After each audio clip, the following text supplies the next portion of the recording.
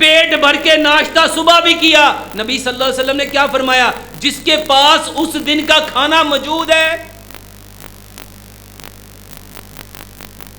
وہ اس دن کا کیا ہے؟ جس کے پاس ایک دن کی ساری چیزیں موجود ہیں. اور ہمارے گھر میں تو مہینے مہینے کا راشن پڑا ہوا ہے, اور پھر بھی ہماری زبان سے کیا نکلتا ہے؟ قرآن کہتا ہے لا ان شکرتم لا ازیدنکم. شکر نہیں ہے, شکر نہیں ہے. اللہ کی قسم شکر بول ہے. اپنی زبان سے یہ شکر کے کلمات نکالو, زندگیاں بدل جائیں گی. اپنے بھائیوں کے لیے کبھی راتوں کو اٹھ کے دعا مانگ کے تو دیکھو.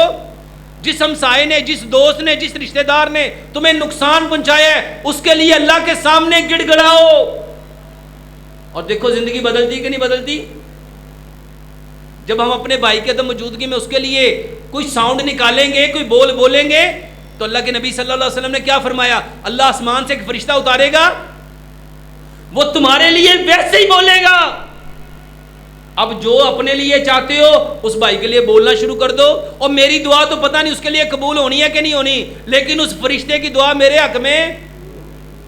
یہ کہانی ہے, یہ قصہ ہے. یورپ میں اس کے اوپر ریسرچ ہو رہی ہے, اور ہم مسلمان کیا کر رہے ہیں؟